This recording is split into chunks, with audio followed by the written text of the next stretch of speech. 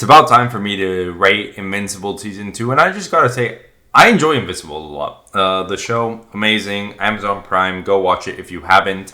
I think I gave it a super high rating before. I find the show to be one of the best, if not the best, animated TV show I've ever seen. So obviously there were some high expectations going into the second season, and I just gotta say that the fucking season delivered. Okay, I have here. It's not as good as the first season, 100%. And if anyone watches the show, which most people have, they'll have probably the same opinion as me. The issue that I had between the first and the second season was I watched the first season a bit later, and everything had already come out. So I watched the whole first season like as a whole. I didn't really see if there was any big time jumps or anything, but I watched it like that, and from what I know, there weren't any. But that's not the case with the second one. And the thing that ruined the second season for me was that wait in the middle. I hate any show that you have to wait in the middle of a season to find out how it ends. We already have season finales where you have to wait like sometimes an entire year to just get another season to it.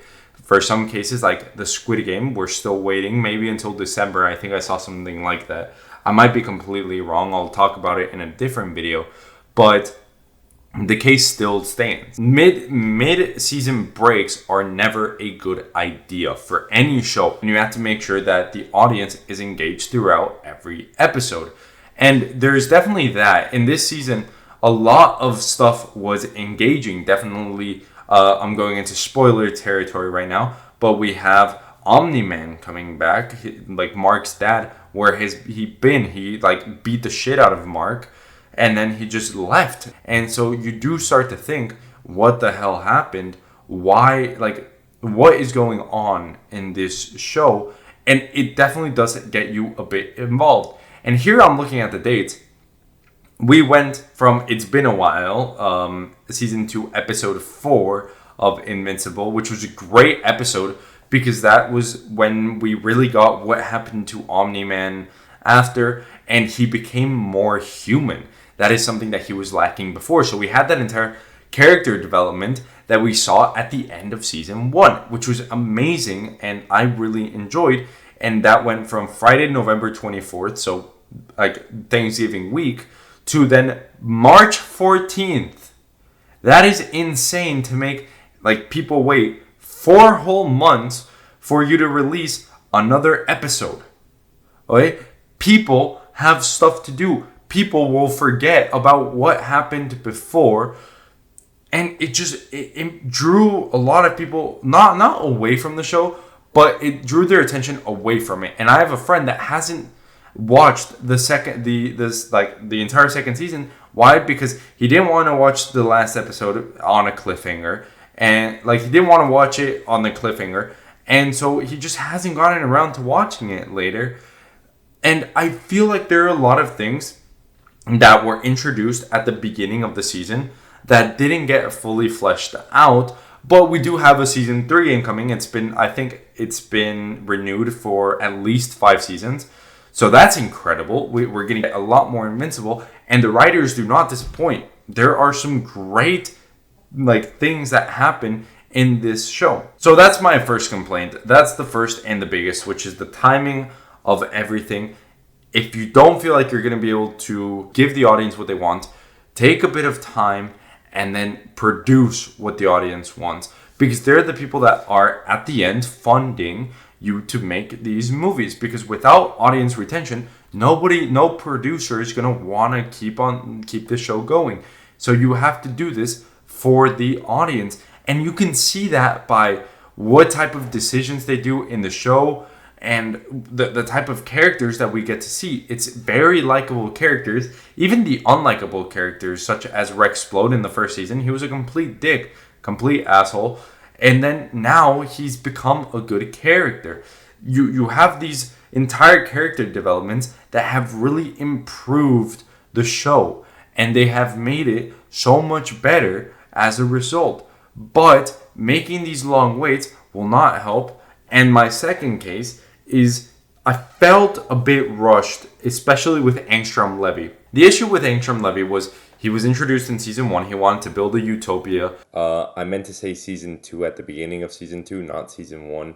Yeah, just quick clarification. One where all of his doppelgangers could come in together and create a perfect world.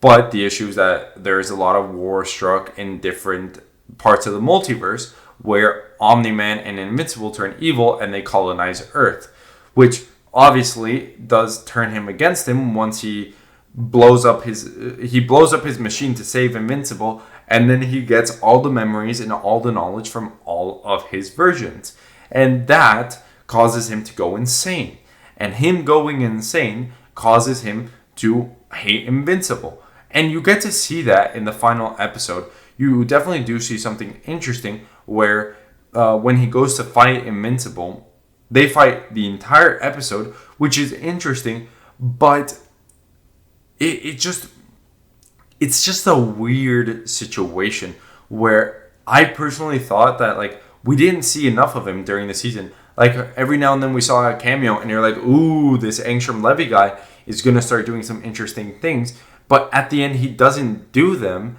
because he's just given one episode to do it. And so he goes, he attacks his mom, he attacks baby Oliver, and he doesn't see the harm in that. He doesn't see how he wanted to be the hero by taking out Invincible, but doesn't end up seeing that he in turn became the villain. And before you can see that, Invincible puts the moves on him and beats the fuck out of him and kills him, which is where this episode went. Which is what happened in this episode where Invincible ends up losing it and he feels tremendous amounts of guilt for killing him.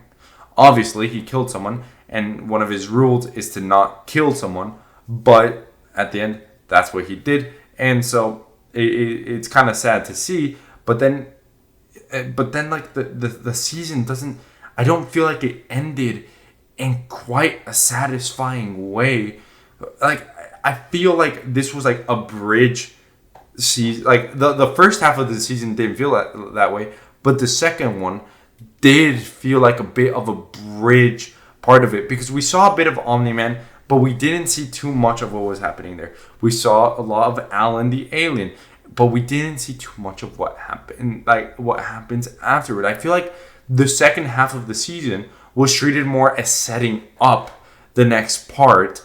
What we're going to see in season 3, which is perfectly fine. That causes a bit of turmoil in me because I don't like that type of just cliffhanger at the end of the season, but there's not really a cliffhanger. There's not something that I'm like, ooh, I'm super shocked. But like just Omni-Man saying, damn, I miss my wife. It's like, like it's just, you're so, like it's weird.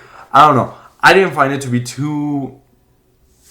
Like, the second half of the season, what we waited 4 months to see, I feel like it was just more filler. I know that most of the episodes were good. Another thing that I've complained a lot about, and I'm going to complain about, Rexplode.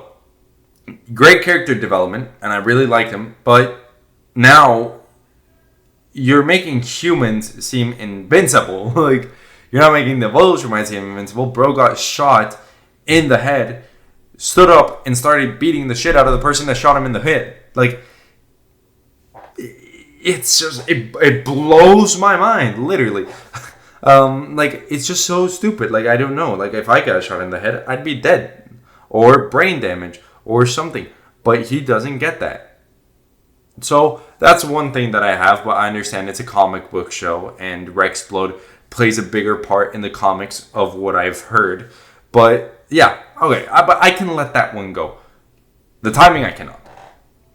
Alright, so yeah, if any Invincible writers are huge fans of me, which I doubt, please don't take that much time between the season. It just frustrates me. Another thing that I wanted to bring up, which is probably my favorite thing about the season, because I feel like I complained about this a lot in the last episode that I did on Invincible. Finally, it happened. Amber and Mark broke up. They are no longer together, and that is the best thing I've heard from this show. I hated the fact that they were together because that bitch was annoying as shit. She thought that she was more important than the dude literally saving the world. I get it. We are human. We care about our feelings, stuff like that. But you have to understand the tremendous weight on this man's shoulder, and you are crying that he didn't come to the soup kitchen with you. It blows my mind how much I hated Amber. And then when they broke up, I actually put my fist in the air and I shouted Eureka because it was the best moment in the show for me so far. But then we got a better moment in the show, which I'll explain in a second. Again, I give spoiler warnings a lot, but this one I'm really going to give the spoiler warning too. Adam Eve. I've shipped her with Invincible the entire time, and I think in the last episode I said it.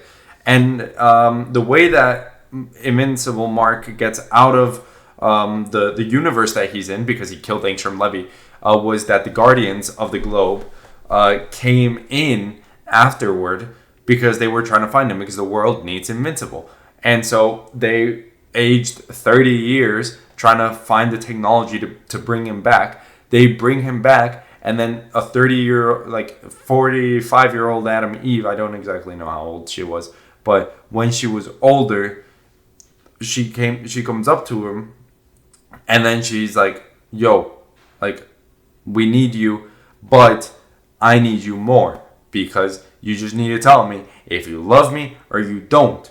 And then they have a bridge scene where it kind of seems like Mark does like her, but he's kind of going through some shit, and she really likes him, and so that excites me, because I'm not the biggest fan of drama shows, but this type of like little drama I do kind of enjoy a bit. I found it to be super interesting, and especially like this season was just really good because it had a lot of different elements that made it good. There were just like those that really weighed on it. But for example, Mark coming in contact with other Viltrumites was just really incredible to see, because it shows his humanity against their lack of it. And so you see it, and it really just puts into perspective like just how much weaker Mark is right now. And it really just puts into perspective everything. And it's kind of just crazy to see just a bunch of like Viltrumites on Earth. Very interesting. I really enjoyed this season, and I definitely do recommend it. It's just they need to not do these time things again, because it was heavily annoying. And then the second, like, it feels disconnected, and that's what really bothers me. But yeah, I just wanted to talk a bit about this movie. I hardwired back to movie. I just wanted to talk a bit about Invincible because it's a great show. Definitely recommend it if you haven't already seen it. Plugging season 2 of Invincible into my rating scale, I'm going to give it an 8.9. It was great. There were some 10 out of 10 moments, but the with everything that happened in the show and like or surrounding it, it definitely does lower it a bit for me. I found it to be super interesting. I hope that you guys have enjoyed this video. If you have, please hit the subscribe button, hit the like button. I'll see you all in the next one. Peace out.